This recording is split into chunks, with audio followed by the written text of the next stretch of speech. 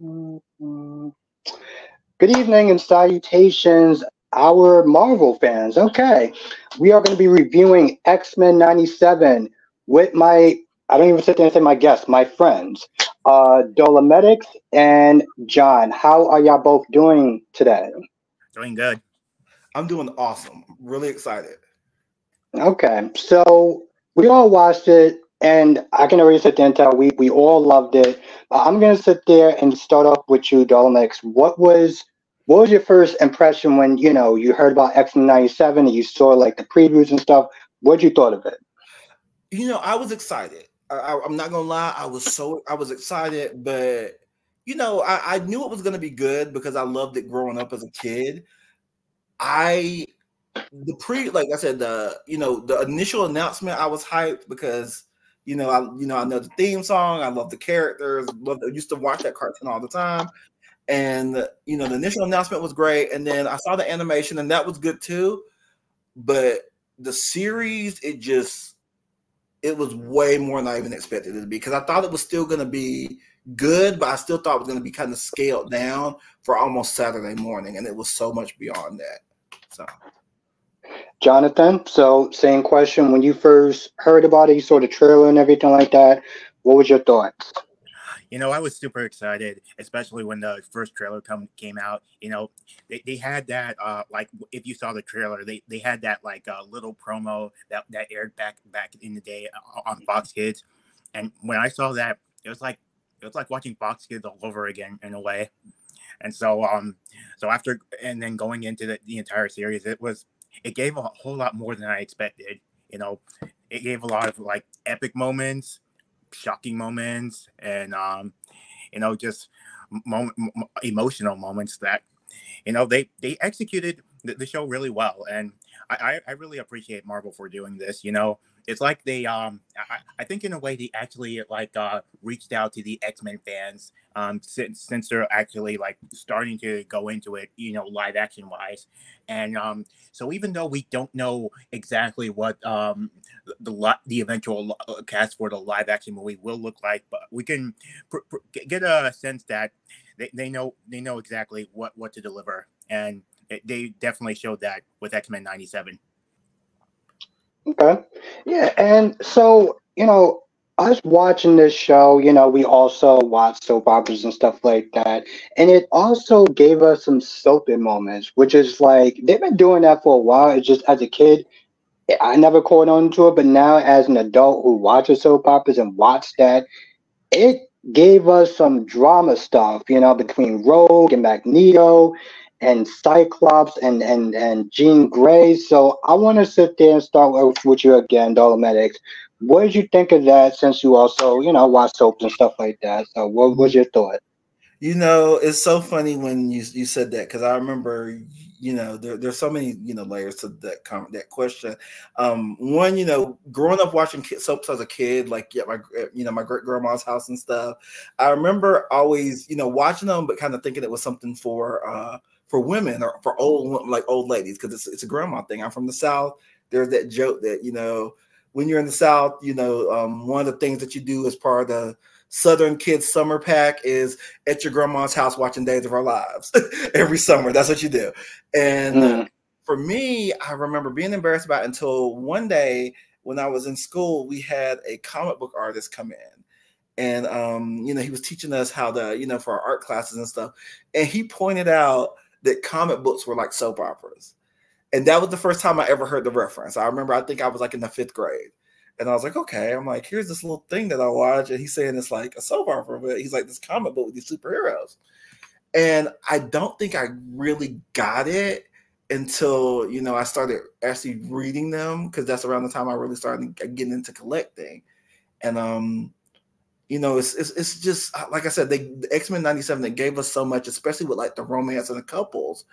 Because I even remember, I remember a long time ago, I even brought this up in the chat where I even said comic books are like soap operas, because we get the heroes, we get the villains, we get the big adventure, we get the super couples. We get like our comic book versions of like Luke and Laura and John and Marlena and Spencer and Trina. We get like all those things.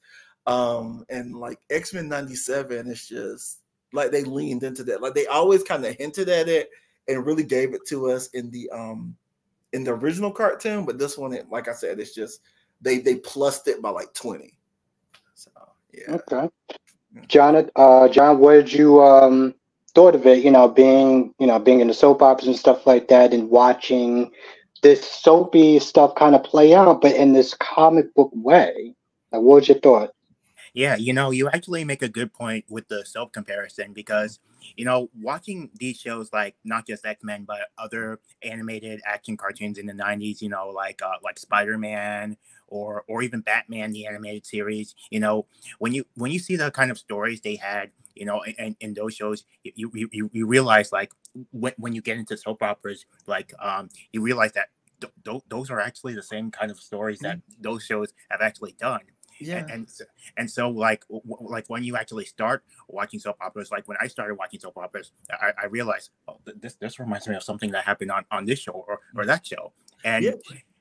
you realize that the soap operas aren't as melodramatic as they were portrayed to be, like back in the day, or when you see parodies of them like in commercials or other TV shows. Like they really have like substantial storylines, even more action and sci-fi centric at times, especially with Days and GH. So seeing them like execute that, with X-Men 97, and it really makes me feel good to be a soap fan. I don't feel embarrassed about it anymore. Like maybe there was a time there was a time that I never thought I would get into soap operas, and then when I actually started watching them, I was a little embarrassed. But you know what? Seeing how the stories on soaps aren't that different from stories from action cartoons or even anime shows. It just makes me feel good to be a fan. I'm not ashamed. I have nothing to hide. Yeah. If there's another thing I could say, add into that, is it's funny because there's a guy who was a big X-Men writer named Chris Claremont, and he was known for doing these long, like, dramatic storylines and having like the characters fall in love and have this danger, like even things like we know famously the Phoenix Saga, which everyone who knows X-Men has heard of the Phoenix Saga. Yes. That was the whole build up to that was like, I think, like 2 years of like, drama with like Jean finding herself and someone was seducing her away in the Hellfire Club to, brainwash her. And, just all that kind of stuff, like couples falling in and out of love, like with Storm and Forge, and, just seeing all those things play out. I know that they were, one of the big things that they used to do was, she's not focused here, but I know one of the things is they even used to play with like a little love triangle once of Jean Grey and Psylocke, Jean Grey, Cyclops, and Psylocke. And the idea was Cyclops was like physically attracted to Psylocke because she's so gorgeous, but he loves Jean Grey, but Psylocke would kind of flirt with him. So it was like a we're physically attracted to each other, but this is the woman who's like the nice woman that you love versus the hot woman that's making you go, whoa. And just those type of things. So it's just really interesting to kind of see it play out, because at the end of the day, like I said, comic books, they are nothing but soap operas with costumes and powers and a bigger budget. That's really what it really is. Mm-hmm. Yeah. Okay. Now they also took some famous stories from the comics that since it already happened, this is not exactly spoilers at this point anymore. Wolverine losing his animanium, and the way the scene was drawn almost exactly like the comics. So, what do you think? And this time we're going to start with you, Jonathan. What did you thought of them taking a lot of these great stories, like even the other Jean coming back and who's the real Jean? Like, what did you thought of that? Yeah, they the Jean storyline, that one took me by surprise. Like I never actually thought they would do that, but then watching the end of I believe it was episode 2, like showing that the other Jean come out, and then and that realizing that the baby that was given birth to, like he's not like I believe his name was Nathan. Yeah, Nathan's not actually the son of the real Jean Grey, but the son of her clone. But he's still Cyclops' son, but he's actually the son of like Jean's clone in a way. I mean, I mean, I guess he's still in a way like Jean is still the mother because it's still her DNA in a way, but I thought that like that whole revelation and the way they did the story was pretty interesting. I really like how they did that, and then going into what happened to the clone, and like she became kind of evil at one point, sort of. Well, maybe not evil, but dark, and I kind of forgot the name she used at that point, but Goblin Queen. Oh yeah, Goblin Queen. Yeah, so she became Goblin Queen at that point, and then like the real Jean like had to really had to reach out to her, like saying telling her about like every moment she experienced it matters, and then she took on the name of Madeline Pryor, and so that story pretty much ended right there. But I think they did a really good job with it. Now, Dolemitetcs. Now, if, just before I even kind of go into it, like one of the things, because I always wondered, like how, and I know it sounds kind of weird, but like how was Rogue and Magneto able to have relations? But then you found out because he had like the magnetic field or whatever, like that was just weird. I didn't think that was a thing, but with you going into it, like, what you thought of how they took stuff from the comics and adapted it into the cartoon? That dude, Bo DeMayo, should teach a class. He should teach a class on how to adapt things from like books and comics and things. And every screenwriter or person who makes a show in the future needs to look at X-Men 97 and see what he did and see how you take the beats from something and make it your own and actually adapt it properly. Because, like, for example, like, like John, you just mentioned the episode 3 that has to do with the Goblin Queen and Mr. Sinister. That was a year-long storyline that took place over multiple books, and he made it work in one episode. And hit all the main parts. Exactly. That is amazing. It was an entire year. And he managed to scrunch it up into 30 minutes. And it didn't feel like we missed anything. I mean, it felt full. It felt like the characters were well developed. I'm like, this dude, like, it's amazing. It was just really impressive. And just the way, and you mentioned earlier, Albert, like Fatal Attractions. I think it was the Fatal Attraction storyline with the with Magneto ripping out, Wolverine's adamantium. We got E is for Extinction in there, which was basically part of the storyline where they attacked, oh my gosh, the Genosha. That was that sense of the wild symbol was from E is from Extinction. We got the Prime, the Operation Zero Tolerance, which if you gave me a bingo card of like all the storylines that I think they're gonna actually adapt in X-Men, I would have never put Operation Zero Tolerance up there. It was a great storyline, but my brain was not thinking that they would go there. Like, I almost hit the floor when I saw them when I realized that when they put, like, what does OZT stand for? They had the little thing on the guy's shirt, and I'm like, no, that's not. And then when the guy came back to life as the Prime Sentinel, I would have never guessed they would have done that storyline in a million years. There were just so many things that they took from so many huge storylines from so many different eras, just mind blowing. It was just really cool. Like, I could go on about it. Now, let me ask you a question. What do you think that they did so much different? Because the Disney Plus shows have been very hit and miss and stuff. And some people could sit there and say it might have been because of woke agenda or whatever. But what do you think that they did in this show that, that they didn't do in the other shows that they should probably do in their next Disney Plus show? And I'm going to start off with Jonathan. All right. Well, to be fair, I didn't watch enough of the other Disney Plus live action shows. Like, I think the only show I watched all the way through was Loki. The other shows I still need to like catch up on. But the only other show live action show I did watch was She-Hulk, Attorney at Law.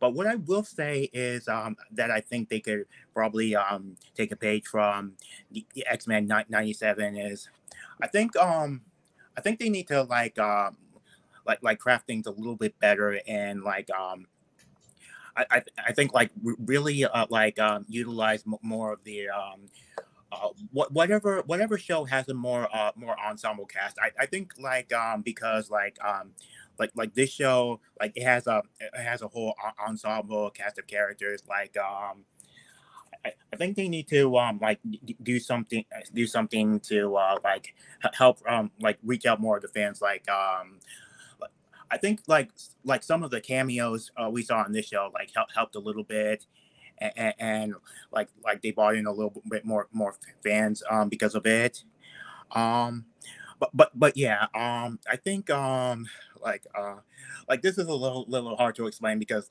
like I said I haven't got a chance to watch a lot of the other shows as of yet um but Okay. but they should definitely but there's a lot of things from X-Men 97 that I think like probably the other shows could take a page from. I mean, depending on how they actually were. Like, I think you two can probably explain it a little bit better than I can at this point. Okay. Dolemitetcs, what do you think that they could sit there and do better, or, take a page from this show and do better, or stuff that, they didn't do as good that they did better in this show? I think what they need to do is, the thing about it is, I think some Kevin Feige. I'm not gonna knock the guy. Like I said, he gave us a lot of good stuff. His Avengers work was amazing. At first, they had to kind of okay. So initially, what happened? I think we know what happened with the MCU is everyone knows that before the MCU, the X-Men were the big dogs. They were like the big dogs of the Marvel Universe. Spider-Man, it was Spider-Man, X-Men, and everybody else. Like for Marvel, X-Men was Beyonce, and everybody else was Destiny's Child. That's how it was. The thing that I think that they probably should do is like now that you've lifted up like your Iron Man, your Hulk, all these characters, I think they really need to stop feeling like they have to reinvent the wheel because they're going through this phase where it's almost like they're trying to modernize these characters, which if you really think about it, there's certain things about just being a human being that's always unique and modern. And we can even learn this from soaps and comic books and soaps. People like to use the term woke now and all this stuff, but some of the quote unquote wokest stuff that I've ever seen is stuff from like the 70s or the 60s or the 80s or stuff like that, pre woke, because that's when people were just being people and telling stories. But they weren't afraid to do it. That's what I think Marvel needs to get back to is just letting the characters, really looking at their characters, seeing what do people love about this character and just letting them be. You don't have to reinvent the wheel. Like X-Men 97, really, if you look at all those characters, Bo DeMayo and the writers of X-Men 97, they went back and they were like, okay, what's cool about Storm? This is what's cool about Storm. What do we love about Jean Grey? This is what we love about Jean Grey. What makes Rogue a badass? This is what makes Rogue a badass. And they just said, just put it on the screen. You don't have to judge it up. You don't have to do too much. You don't have to do any extra. It's right there with the characters.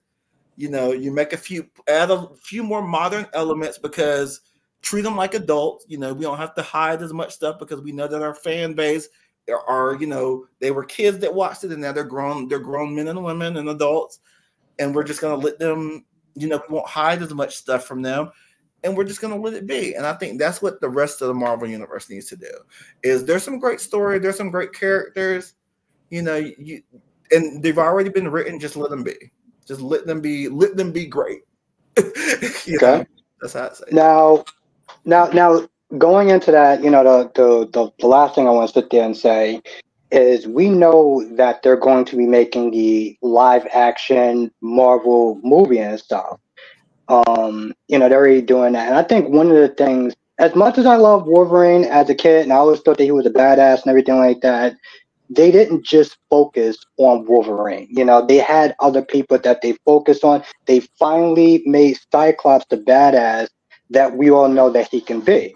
So, you know, my whole thing is like, um, you know, what do you think that they should probably do to add, you know, X-Men 97 is obviously great. What do you think that they can do to sit there and make sure that the movie, when they come out with these characters, be just as good as the show? And I'm going to start off with you, Jonathan. Yes, I know that there are several things they can do.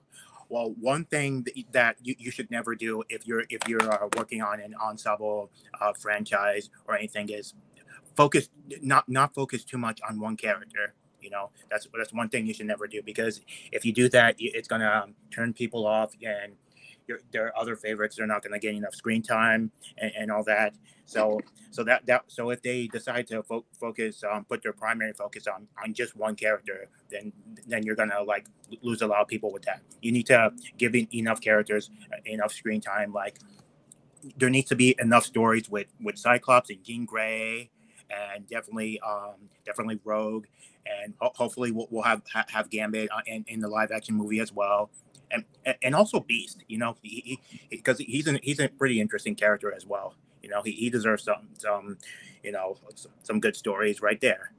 And also and also with you know, Professor Xavier and Magneto's, focus a little bit on their past, like I want to see, I do want to see Wolverine in the movie. Like I think chances are and the new MCU version will probably get a new actor for Wolverine, possibly. But yeah, definitely. But yeah, definitely include him, and do give him enough stories. But just don't make him like the primary focus, like the Fox X-Men movies. Mm-hmm. Just give them enough so the fans will be satisfied, and give the other characters enough stories, so the fans will be satisfied as well. And also, it also wouldn't be a bad idea to go into a little bit of some of the origin stories to some of the villain characters as well. I like to. I would be interested to see what Juggernaut would be like in the MCU. I think that'd be interesting. Yeah. One of the characters I would want to sit there and see is Omega Red. Yeah. I would definitely love to sit there and see that. I mean, granted, again, like you said, Fox, they pushed too much Wolverine. As a kid, I loved it. As an adult, I was like, what happened to Cyclops and Jean Grey? Like, they showed them perfectly in the show, and it was like we didn't get that growing up. So I definitely appreciated that. Dolemitetcs, what do you think that they should adapt from the show to make the movie, more successful? Because what do you thought? Typically, don't focus on just one character. Remember, the X-Men are an ensemble. They are there. It's interesting because the X-Men, I mean, almost it's a team that functions as a family. Some of the best moments with X-Men have to do with their interactions with each other and how far they'll go for each other. I remember for me, I think one of the coolest things, for example, with the Phoenix Saga was the fact that, or at least the Dark Phoenix Saga, was when they faced off with the Shi'ar Empire. There's a part of the moon where there's supposed to be oxygen, so you can fight up there, and they use it as a battleground. They even featured it in when Rogue was fighting Bastion. She ended up fighting him on the dark side, that part of I guess the blue area of the moon where you can breathe and stuff. And it was and the thing about it is, I think one of the coolest parts of the Dark Phoenix Saga was they had to fight the Shi'ar Imperial Guard for Jean Grey's life. And the whole X-Men, the Imperial Guard, are supposed to be like these ruthless murderers, but the X-Men were really willing to lay down their life to protect Jean. Like they were actually going to go full force, and were like, if you want my sister, my friend, this person, you're going to have to go through me. And that's kind of the beauty of the X-Men, is like how they interact with each other and all those personal relationships. I mean, that's why that's why number 5 broke our heart. The episode 5 broke everyone's heart, is because, like, I mean, you know, it was one thing to see Gambit, you know, see what happened to Gambit, but when we saw like Rogue's reaction, you know, we saw him trying to protect her, like that moment where he made the choice to, you know, hurl that motorcycle at her so he could go after the Sentinel, because he would rather risk his life than have something happen to her. You know, all those things. You know, it's all about these different characters, their interactions, and their personal stories and experiences. I mean, without dealing with like Magneto's history of you know, in Nazi Germany when he was a kid, you wouldn't have got that great moment where, like, you know, he says to, you know, Leech, the little green kid, like, don't be afraid in German. That was something that was unique, that only happens with him.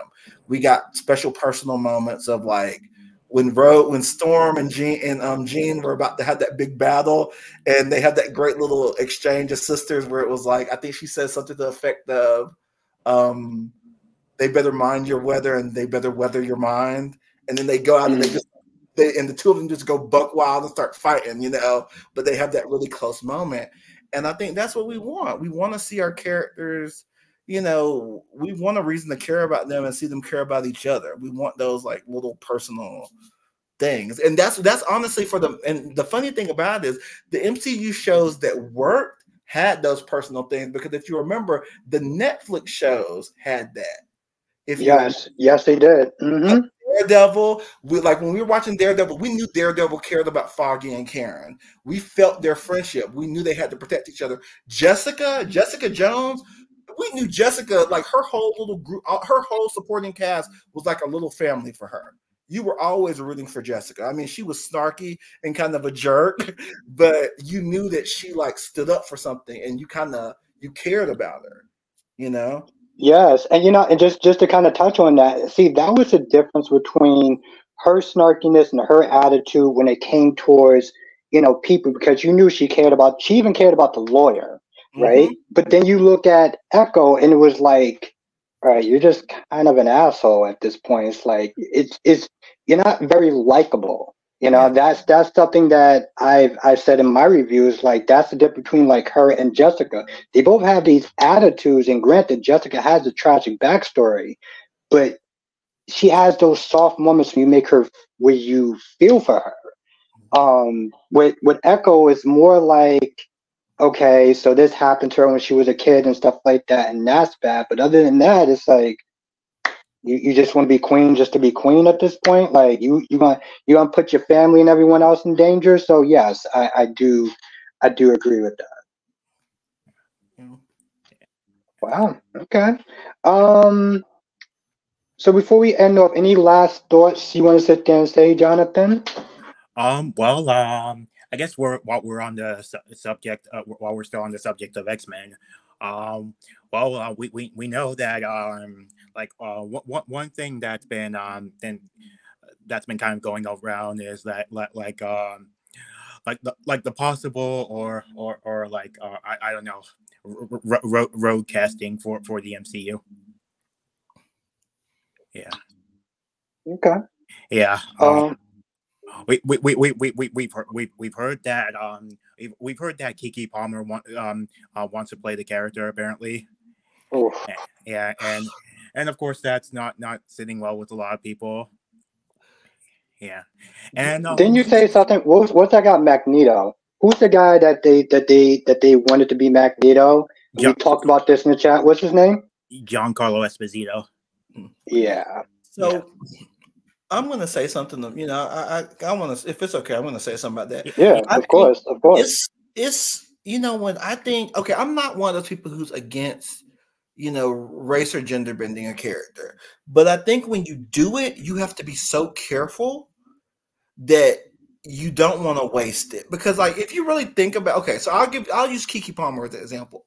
she doesn't look like Rogue, but when I kind of think about because when I think about how Rogue sounds, how she's got the Southern accent and she's super sassy, and how I could hear her sounding and acting, honestly, Kiki Palmer's personality kind of could work. But the problem is, I'm going to say, is because we've wasted and we've kind of, to me, have kind of switched characters and didn't do a good job, that when you have a situation or you have somebody who might actually be pretty good at it, like a Kiki Palmer, it makes it tougher on her because we went ahead and did all the switching of the characters and stuff when we didn't need to. When this person really wasn't the best choice. So when you get somebody who, when you really, because if you listen to Kiki Palmer and how sassy she is, and when she does her Southern accent and stuff, you're like, you know what? She even did this really cool cosplay where she dressed up as Rogue. And no, yeah, it's really dope. If you ever see it, it's really cool. She took pictures, she put on the gear, and you're like, she kind of looked good as Rogue. But the problem is, you waste it and you go ahead and cast, you do it, race her. To me, I feel like you race her gender bend a character and you don't think it through, and you don't think of someone who really has the heart of the character. So it kind of ruins it when you get someone who might do a good job at it. So I personally wouldn't hate it if that actually did happen. If Kiki Palmer actually did get part of Rogue, I wouldn't hate it. I would want to see it how she does in the role. I think for me, the only reason I wouldn't want it to happen, because not because I don't want to see her in the role, because I don't want to see her face all the backlash that so many toxic fans will give her. I would so many race swap characters in movies and TV show have to endure the toxic fandom and saying all these negative and racist things about them, and I would hate to see Kiki go through that. So that's pretty much the only reason why I wouldn't want it to happen. If it did, I would support it. I'd be okay with it. But it's the backlash that I would hate to see her get from it. So I think So I think personally for the safe bet, I would say give her another character to play if you bring her into the movie, just to avoid the backlash. But if they do but if they do cast her as Rogue, then I hope they do everything they can to win over the people who are skeptical about it, because like I said, I'm just tired of always hearing all these these channels or anything online saying all these nasty things about a certain person who gets cast in these roles. It's a headache. Yeah, no, I get it. And my whole thing, I'm gonna be honest. I am not a fan of the race swapping, this, that, and the third. Not a fan of it. But with that being said, there's times I could sit there and be a hypocrite, right? Because I could sit there and look at a situation like that and be like, but then I sit there and I look at the Flash and I look at Iris and how Candace did such a great job, and I was like, yeah, on one hand, I'm not a fan of it, but on the other hand, she did really do a great job. So I kind of can't really speak too much. So I guess it just really depends on how well it's done. And I do agree with Jonathan. Unfortunately, the problem is, she's going to get a lot of backlash if she doesn't. That's just unfortunate. But I guess I wouldn't hate it. I wouldn't be a fan of it, but if it came out good, then I couldn't knock it. So it's if you do it, just do a good job, and then I will just shut the F up. Well, that's all. It kind of fits in it kind of fits with the tradition of the X-Men, because there's if you guys ever get a chance to see it, I don't know if you guys have Amazon Prime, either one of you, I'll have to look up the name up, but there's a documentary on Chris Claremont. I think it's called Chris Claremont's X-Men, honestly, and he talks about the guy who did the Dark Phoenix saga and all these great eras of writing the X-Men characters, in the 80s. He, when they were kind of one of their peaks, he talks about his all the people who his editors and how he did his stories and things. And one thing that he used to do, which was really interesting, is whenever he came up with a character or power, he would stop and ask them to himself. He's like, "Is there any reason that this character needs to be a man? Okay. Is there any reason that this character can't be a woman? Is there any reason that this character can't be a person of color?" And he would just like go deeper and deeper and deeper till it just didn't make sense. And so that's why that's the reason that we ended up with, he's the reason we ended up with such great storylines, like for like characters like Storm, how we ended up with like Psylocke, stuff like that, because he always wanted to go deeper and deeper. And the funny thing about it is, with Rogue, I'm sure I feel like you might know this, Jonathan, but not everyone knows this. But as a comic fan, some tells me you might know this, but you know, Rogue was actually supposed to be based upon a black actress. I heard about that. She really was supposed to be black, and the artist at the time made a mistake, and he didn't know who the person was and drew her a certain way, and so they just went with it. Like a lot of that stuff happens. Like people don't know a lot of the stories behind a lot of these comic book characters, that they're so serious about how they look. A lot of the stuff just happens with the look at the draw. Like, for example, Mary Jane in Spider-Man. The thing was, the writer told the artist at the time, he was like, "How do you want this girl to look?" He goes, "I don't know, just pick a cute girl. Draw your dream girl." And the artist at the time happened to really have a crush on this actress named Anne Margaret, who was this really pretty redheaded actress. So he drew Mary Jane to look like a pretty redhead because he had a crush on a pretty redhead. You know, an artist nowadays, if someone were to say, "Create your dream girl," there's a very good chance that Mary Jane would have looked like Zendaya, or would have looked like Beyonce, or could have looked like Taylor Swift, or any other, popular woman right now. So it really was just the luck of the draw at the time. And that's actually there was actually a similar thing with the character April O'Neil from Teenage Mutant Ninja Turtles. Like, I heard in the comics books she was originally a black character, and then they changed her to a redhead white character. And in the recent animated Teenage Mutant Ninja Turtle movie, what was it? Mutant Mayhem, I believe it was called.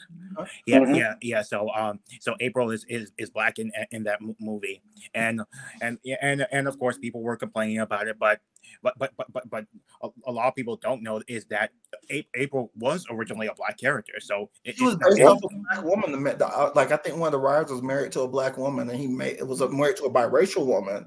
Yeah, and he was like he drew the comic book version. I want to say was drawn to look like her, drawn to look like his wife. So, but it was black and white. Yeah, they couldn't afford to do the coloring. Yeah, exactly. so and here we are. Exactly. Yeah, and that is actually crazy, because people just think like, "Oh, why is she a woman of color?" Like, well, because she was a woman of color when she started. Like, you didn't know that, and you got fixated on this one version. In reality, you out of pocket because she was black. So, like, what are you talking about? I can get behind that. I can get behind that.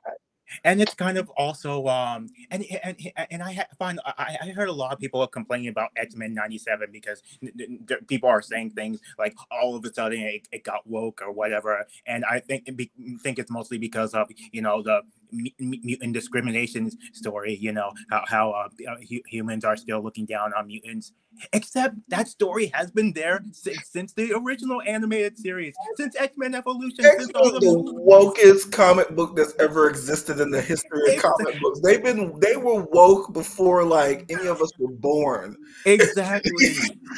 So what is anybody talking about? It's not all of a sudden. It's always been there. Yeah, they've been woke forever. Yeah. I mean, that is generally the whole story about discrimination and everything like that. That's literally the premise. I mean, yeah, you have powers and fighting and everything like that, but the premise is literally discrimination and things of that nature. So to sit there and say, "Oh, it's woke," is like, have you been watching the same cartoon that, or been reading the same comic book that has been going on before you've been born, before you can sit there and say what woke is? Because that was before you were born. So you sound kind of dumb. Yeah, I agree. And and I will say one other thing, with that too, is like, as far as the the race swapping and things, I'm not I'm not against it, but I will say this: there's so many awesome characters of color that you kind of don't even have to do that are actually popular X-Men. Like perfect example, if you want another black woman who's popular besides Storm, I mean, Emma's right there. Monet St. Croix, she's gorgeous, she's rich, she has telepathy and superhuman strength. She's got a tragic backstory. She was a member of Generation X with Jubilee. She's right there. I was actually thinking that Monet St. Croix would be a good character for Kiki to play if they brought her in. Yep. And then Sync. I mean, you want a black man? Sync is right there. If you want a black guy besides Bishop, Sync is right there. And they really upped his profile recently in the comic books. And there's also Spike. Spike, yep. Storm's nephew. I really want to see him in a live action film. Yeah, he was in Evolution. If you watched the Evolution cartoon, he was in Evolution. So yeah, like you don't have that to choose from. So yeah, and yeah, that is actually very true. You could highlight some of the people that don't normally get spotlight like Spike and Sync and stuff like that. So they need to do better. But listen, they did X-Men 97, so hopefully they can do the live action and we'll be happy. And then we can sit there and talk about it. I know you're leading the show, but I gotta ask, are y'all excited about the cliffhanger? Are y'all excited about season 2 and Enter Apocalypse? I am super excited. Absolutely. It's like, I'm super excited. It's like, it looks like he's hitting them on all 3 fronts. I'm hyped for it. I'm so hyped. Yes, and I'm also happy that he's back on. I heard that he got fired, but a lot of the ideas was his ideas. So they was like, they brought him back because they realized, like, yeah, we just gonna work this out because we kind of need you, bro. So we gonna work it out. So I'm glad that he actually did come back. That's what I heard yesterday, that the guy got fired, and you know what I'm talking about, right? So have they officially brought Bo back? Because I know that he did season 1. He had all the scripting for season 2, so they have all his stuff done he basically mapped out season 2. So did they bring him back to do season 3? Yeah, they brought him back. I'm so happy. Listen, they realized it was like, because they called it creative differences, but it was like we'll work it out. Yeah, it's like it's not, to me. It honestly sounded like he was just a little annoying, and he had an OnlyFans. I'm sorry. That's what he did. He was like, I'm like, Luke. It's like, dude, if you want to be annoying and show you do your little thing on the only whatever, just keep making me money. Yeah, exactly. I just want to ask, anything you want to say? Oh yes, I just want to say, what do you guys think of the potential of us getting Spider-Man 98? You know what? I'm hearing that they're like really looking into it, because now since everyone reacted so well to that, now I feel like everyone's hyped about it, because Spider-Man ended on a cliffhanger too, didn't it? Yeah, it did. Yep. He was looking for Mary Jane, but apparently, like, he found her, because we literally saw her on X-Men 97, but we don't know how he found her or what happened with that story. So I think it sounds like Bo DeMayo should write a story about how he found Mary Jane. Exactly. See, we put that out there. Hopefully, you sit there watching and be like, okay, cool. Let me work on that. Hold my beer. I got you. Absolutely. Yes, I'll definitely be looking forward towards that. Because I was a huge Spider-Man fan, so yeah, I love that would be amazing. Every day after school on Fox Kids and on Saturday mornings, thinking about all these shows, it just reminds me of how much I miss that block. It's so trippy to me how, like, because it has been like the big. I mean, I hate to call it a trend, but in a way it is.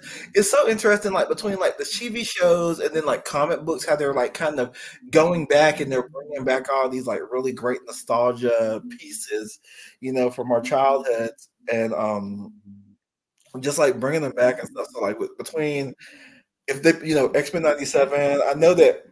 They're supposed to be working on a live action Gargoyles. Oh yeah. I'm super looking. Speaking of like soap opera super couples, I was a big Goliath and Elisa Maza shipper. Yeah, that was like our first ships as kids, I think. Exactly. You know, so it's like those types of things. I mean, even in the comic books, I know like they haven't. I think they might work on doing it with Netflix, but in the comic books, like they went on like they started like writing Power Ranger stories that are like much Yeah. darker and much more engrossing. You Yeah. know, from the TV show. And the funny thing is, by them doing it in the comic book, all the stuff that was silly on the show makes sense now because they're explaining it in the comic book, Yeah. which I love. So. Yeah. Yeah. Well, listen, I do want to thank both of y'all for joining. Dolemitetcs, I appreciate you always. John, you know you're my guy. You're my right hand man. So thank you for coming through tonight. Absolutely. Really appreciate you as well. Stick around for a hot minute. I'm going to set and end it here. But thank you for watching, everyone. This is a lot of fun. Let us know in the comment section what your thoughts are and what you are hoping for in season 2 and a new X-Men movie as well. And we will all see you in the next one. Laters. Okay.